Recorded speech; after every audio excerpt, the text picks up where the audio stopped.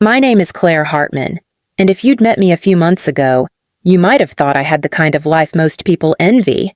A stable career, educated parents, a family name, people in Lincoln Heights recognized for all the right reasons. That was before I learned that reputation can be the prettiest mask a family ever wears. From the outside, my parents, Robert and Linda Hartman, looked like the definition of success. They ran a real estate firm together, Hartman Homes, the kind of company that sponsors school carnivals and charity golf tournaments. Their photo still hangs in the lobby of the Chamber of Commerce, Dad in his navy suit, Mom in her cream blazer, both smiling like they'd never raised their voices a day in their lives. Inside our house, it was quieter, too quiet, business calls instead of dinner talk, schedules instead of conversations. My mother once told me, "Sweetheart, your father and I work this hard so you'll never have to struggle." But she said it while checking her emails. The truth was, I'd already learned how to struggle mostly for their attention. The only person who noticed the difference was my grandfather, Henry Whitmore, my mom's father. He lived 40 minutes west, in a small ranch-style home with creaking floors and the smell of cedar and coffee. He's the one who came to every recital, who actually listened when I spoke, who made sure I never felt invisible. He liked to say, "You can't fake presence, Claire. Either you show up or you don't." I thought my parents were just busy, like they always said. I thought love looked like a college fund and health insurance. I didn't know yet that love has a sound and its absence, a silence that can crush you. By 25, I'd carved my own path. I worked as a paralegal at a small Chicago law firm, nothing glamorous, but mine. My boss once called me the glue that keeps this place from falling apart. It meant more to me than any compliment my parents ever gave. That Friday, I remember feeling proud, steady paycheck, promotion papers on my desk, and plans to celebrate with Grandpa Henry that weekend. The rain had just started when I left the office. I could hear his voice in my head. "Drive safe. Kiddo. Always give yourself time." I didn't see the pickup truck until the last second. Headlights, screeching tires, metal twisting, then black. When I opened my eyes, there was only the steady beep of a monitor and a nurse's blurred face above me. "You're in Chicago Memorial," she said softly. "You were in an accident. You're lucky to be alive." My chest burned with every breath, and my legs wouldn't move. I asked for my parents. "They're on the contact list," the nurse said. "We've been calling." I smiled weakly. "They'll come." I believed it right up until my phone buzzed with a message that would change everything I thought I knew about love, loyalty, and family. The room smelled like antiseptic and rain. I could hear monitors beeping, nurses whispering, and somewhere far off, a storm battering the city. A doctor in a white coat stood at the foot of my bed, his voice calm but heavy. "Claire, you've got several injuries, broken ribs, a fractured femur, a concussion. There's also internal bleeding we need to fix surgically. But there's a complication. You have an allergy to the standard anesthesia. We'll need parental consent to use the alternative." It took a second for his words to register. "Parental consent? I'm 25. He sighed. "Hospital policy, given the severity. It's just a formality. Formality." That word would haunt me. A nurse named Nina Brooks.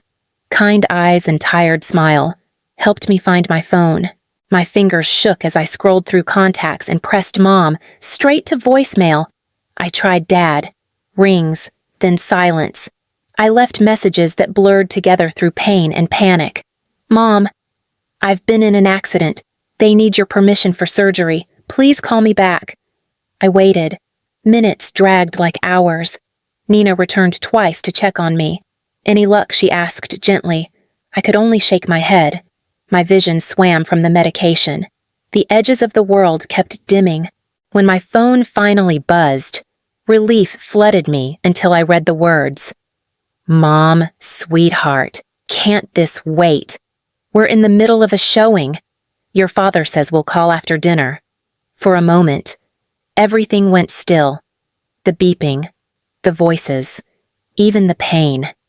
I read it again and again, trying to find something I'd misread, some hint of urgency, of love.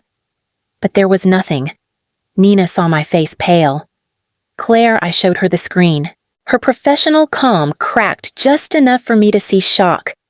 "I'll get the social worker," she said softly. Tears burned hot down my temples. Not because I was scared anymore, but because I understood something I'd avoided my entire life when it really mattered. My parents wouldn't come.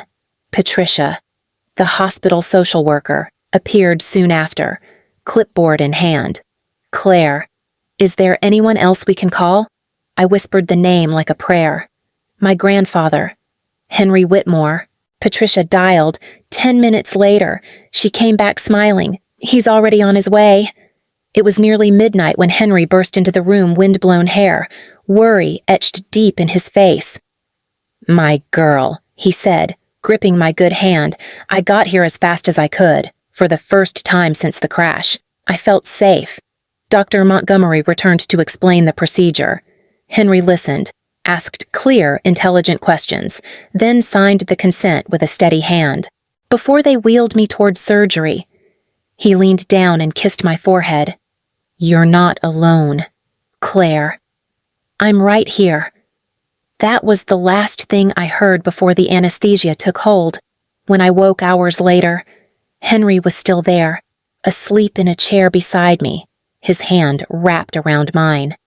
My mother's text glowed faintly on the nightstand screen, a single sentence that had rewritten everything I believed about family.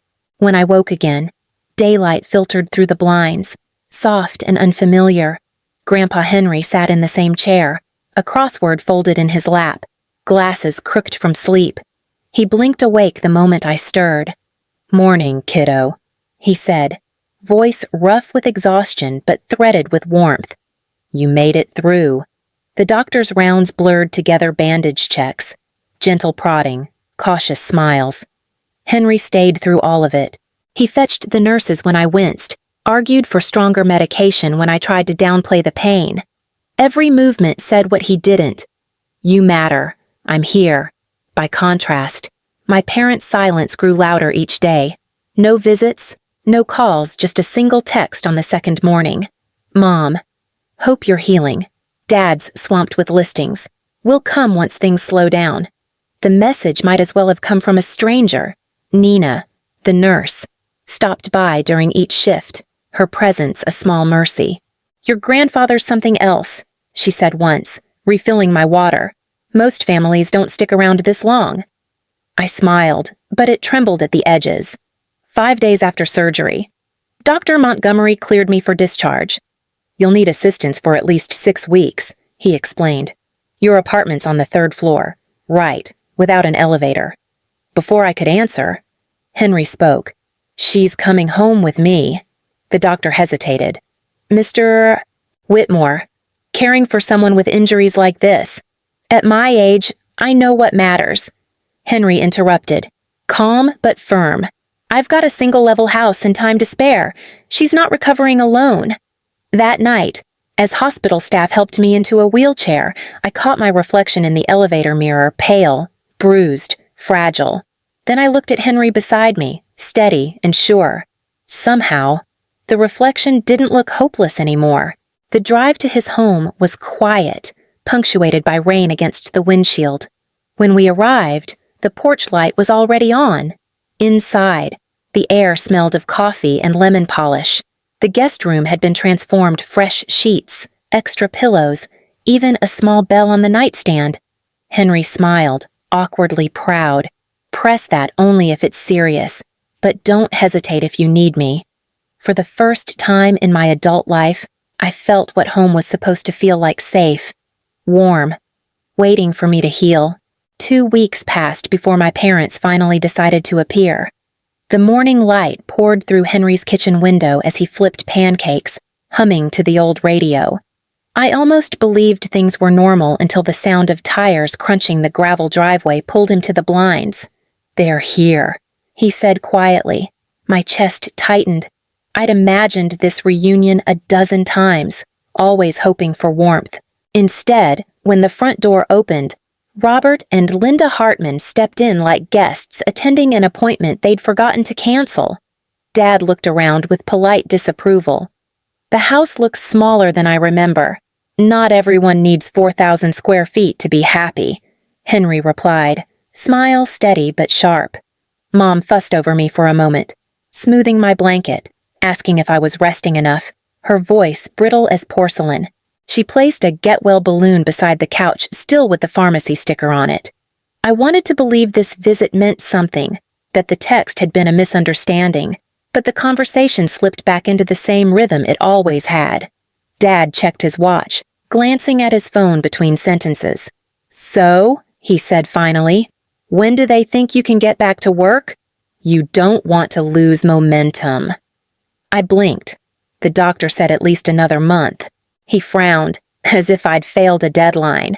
"That seems excessive. You're young. Resilience is everything in today's market."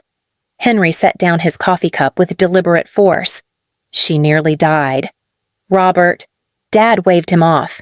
"We're just talking about getting back to normal." The visit lasted 47 minutes. When they left, their perfume and cologne lingered longer than their concern. Through the kitchen door, I overheard my mother whisper, "At least your father's handling her." Can you imagine if she'd expected to stay with us? Their car disappeared down the road, leaving silence behind. Henry came back, eyes soft with something like sorrow. "They mean well," he said gently, but neither of us believed it. The days after their visit felt quieter, heavier. Even with Henry's steady presence, something in me stayed restless. My parents' voices echoed in my mind, so casual, so detached, as if my accident were a scheduling inconvenience instead of a near-death experience. One afternoon, Henry found me at the dining table, surrounded by stacks of paperwork, hospital bills, insurance statements, prescriptions, and rental notices. My once neat handwriting had turned frantic. "There's so much," I murmured. "Even with insurance. It's more than I can cover. I can't even go back to my apartment yet." He leaned against the doorway, arms folded. "We'll figure it out. Claire, one step at a time." But I was already dialing my insurance company, hoping for clarity. The woman on the line spoke with practiced calm. "Yes, Ms. Hartman. We've been in contact with your parents several times since your claim was filed." I froze. "I'm sorry what your parents called to discuss settlement options. They're listed as secondary financial proxies on your policy." My mind blanked. "That can't be right. I never listed them." There was a pause. "According to our records, they were added about 2 years ago. It seems the paperwork was submitted along with your initial benefits forms.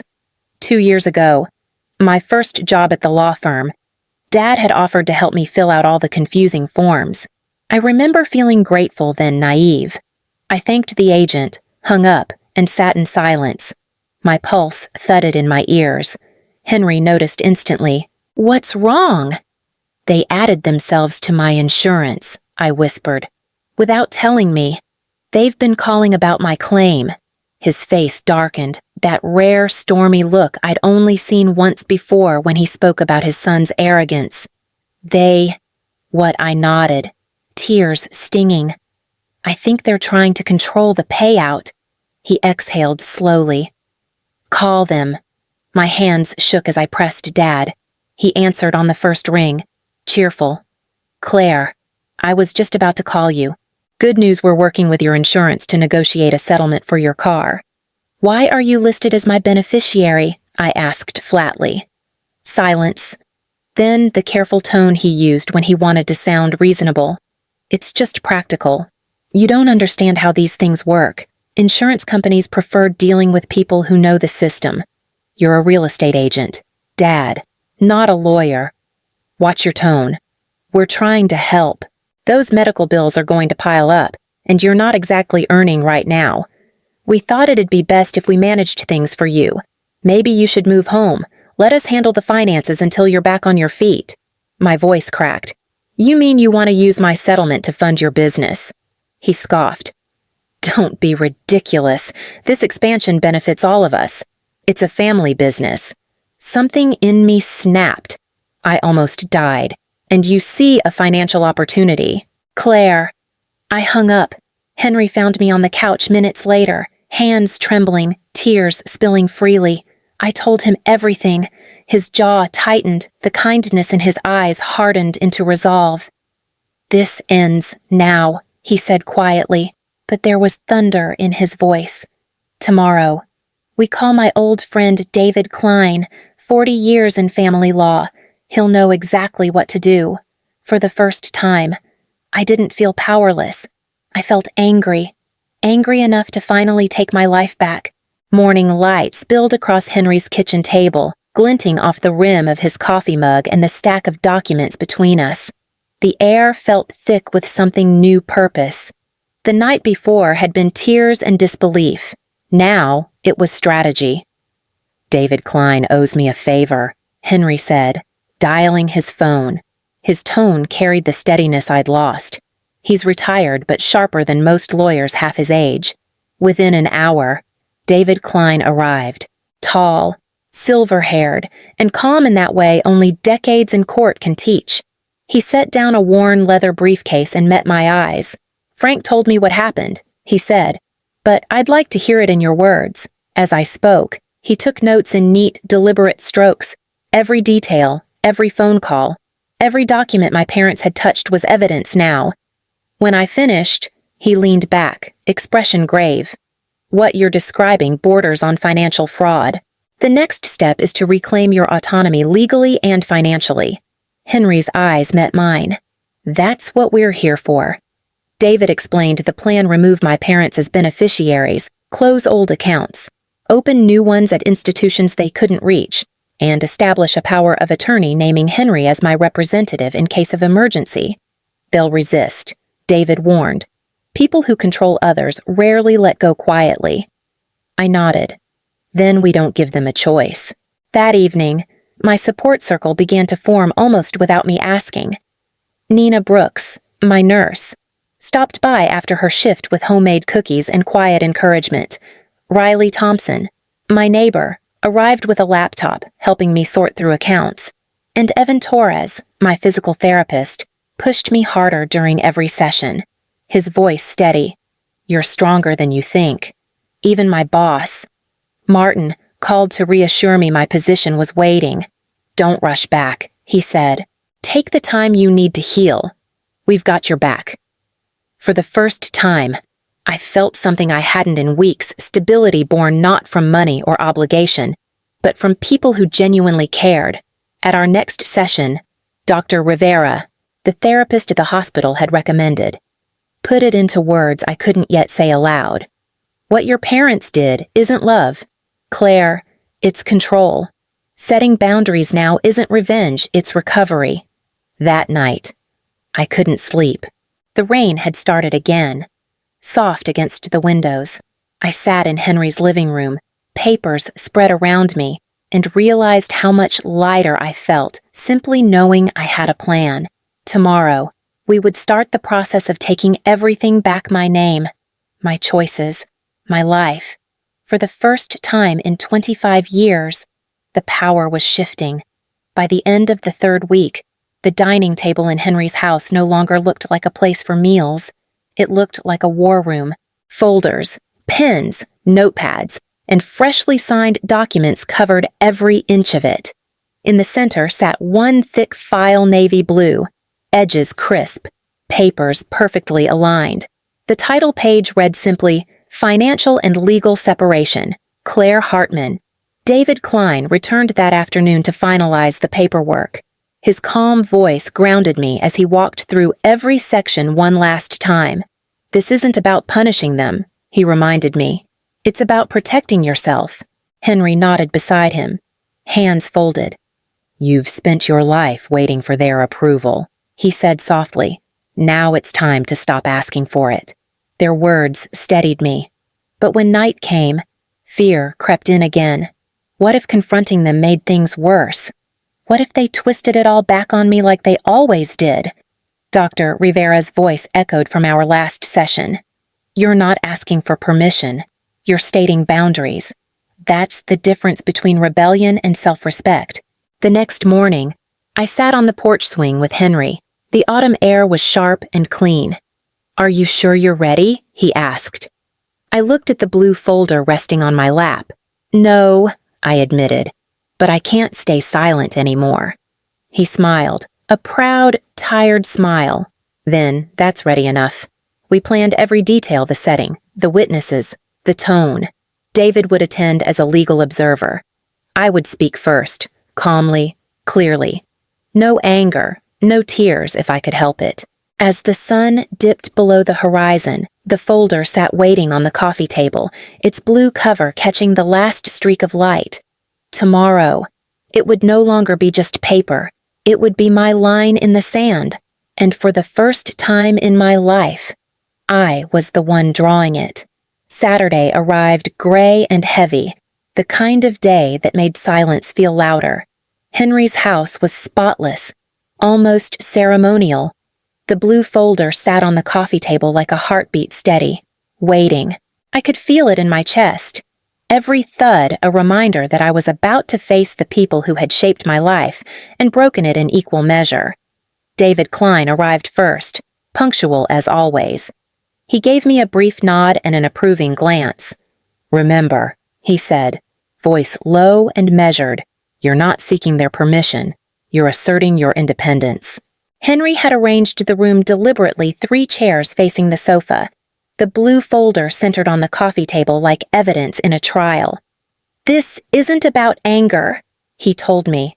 "It's about truth. Speak it, then let it stand." When the doorbell rang at exactly 2 o'clock, my heart jumped. Henry squeezed my shoulder before going to answer. My parents entered like they were attending a business meeting. My father, Robert Hartman, wore pressed khakis and a collared shirt embroidered with the Hartman Homes logo. My mother, Linda, looked composed but uneasy, her lipstick too bright against pale skin. Dad's eyes flicked around the room, immediately locking on the lawyer. "David Klein," he said flatly. "Didn't realize we'd need legal counsel for a family chat." Henry closed the door behind them. "Some conversations deserve witnesses," he replied calmly. They sat. The air between us was tight, almost electric. My mother tried to smile. "You look better, sweetheart. We've been so worried." I nodded once. "Thank you for coming. There are things we need to address." My father crossed his arms. "This formal setup isn't necessary. Claire, whatever this is, it can be handled privately." "It already was," I said evenly. "You handled things privately when you added yourselves to my insurance policies without telling me. When you called my insurer after the accident. When you tried to manage my settlement." Linda's face drained of color. "Honey, we only wanted to help." I slid the blue folder across the table toward them. "That's not help. That's control." Robert's voice hardened. "Watch your tone." I did. I replied, "For 25 years." He leaned forward, jaw tight. "We sacrificed everything for you. The house, the business, your education." "Stop," I interrupted, my voice trembling but clear. "You sacrificed nothing for me. You built a business and a reputation, and I was the accessory. When I needed you the most, when I was lying in a hospital bed, you texted me, 'Can't this wait?'" Linda flinched like I'd struck her. "I didn't mean yes." "You did." I said softer now, and that's the moment everything changed. The room fell still. Only the clock ticked between us. I opened the folder. "These documents remove you as beneficiaries and contacts on all my accounts, revoke any permissions you previously had, and name Henry as my legal and medical power of attorney. This is non-negotiable." Robert scoffed. "You've got to be kidding. This is dramatic. You think some signatures make you independent? You're our daughter. That never changes. Being your daughter shouldn't cost me my freedom," I said. David Klein leaned forward slightly. "Mr. and Mrs. Hartman, refusal to sign doesn't invalidate the paperwork. Your acknowledgement simply confirms receipt." Robert glared at him. "You've filled her head with nonsense." Henry finally spoke, his tone calm but edged with disappointment. "No, Rob." She filled her own head with truth. Something you've avoided your entire life. My father turned on him. You stay out of this. You were always against me, always undermining everything I built. You built walls, Henry said quietly. Not a family. I felt tears rise but held them back. Dad, I'm not here to fight. I'm here to stop fighting for your approval. You don't get to dictate my choices anymore.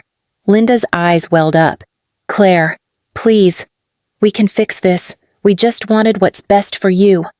I met her gaze. What's best for me is a life where I'm not afraid to say no. For a long moment, no one moved. Then, with a sigh that sounded like surrender, my mother picked up the pen. Her hand shook as she signed each page. I never wanted it to come to this, she whispered. Robert stayed still, eyes burning with a mixture of anger and disbelief. Finally! He grabbed the pen, scrawled his signature hard enough to tear the paper, and shoved it back toward me. Is this what you wanted to disown your parents? No, I said softly. What I wanted was for my parents to show up, to care more about me than about money or image. But I've learned I can't make that happen. He stood abruptly. I don't recognize you anymore. Maybe that's the point, I said, because for the first time, I recognize myself. Linda wiped her tears. You'll regret this. Claire, family is supposed to forgive. I nodded, and forgiveness starts with accountability. Robert grabbed his coat. Let's go. Linda, at the door. He turned one last time. When you realize what a mistake this is, don't expect us to welcome you back. Family loyalty goes both ways, I said. He froze for a second, then walked out. The door clicked shut. Silence. Heavy, holy silence. My hands were shaking, but not from fear, from release.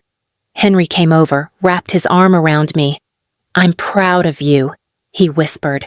David gathered the papers and closed the folder. You handled that better than most clients I've ever seen. As their car disappeared down the road, I felt the strangest thing. Peace. Not triumph. Not anger. Just peace. For the first time, the air in the house felt wide open. The storm had passed, and I was still standing. The morning after the confrontation, sunlight poured through the windows like a quiet blessing. For the first time in weeks, I woke without the heaviness in my chest. The house felt lighter, like it could finally breathe again. Henry was already in the kitchen, humming as he poured 2 mugs of coffee. He studied me for a long moment before smiling. You look different, he said. Lighter. I feel different, I admitted. Like I finally stopped carrying something that was never mine to hold. Life began to find a new rhythm. My accounts were secure, my recovery nearly complete. I returned to work part-time, grateful to step back into a world that wasn't built by my parents' rules. At night, Henry and I cooked together his famous pot roast, my clumsy attempts at pasta, and sometimes just sat in companionable silence. Then, one afternoon, a letter arrived. My mother's handwriting. My hands trembled as I opened it. Dear Claire, I've been doing a lot of thinking since that day. Your father's still angry, but I've started to understand. Reading the hospital report, seeing how close we came to losing you, broke something in me. I can't ask for forgiveness yet, but I'd like to try again. Just the 2 of us. No expectations. Love. Mom. I folded the letter slowly, my throat tight. For the first time, her words didn't feel manipulative, they felt human. Henry found me staring out the window. What are you going to do? I smiled faintly. I think I'll meet her, not to reopen old wounds, but to see if we can start something new. The road ahead wasn't perfect, but it was mine, and that, finally, was enough.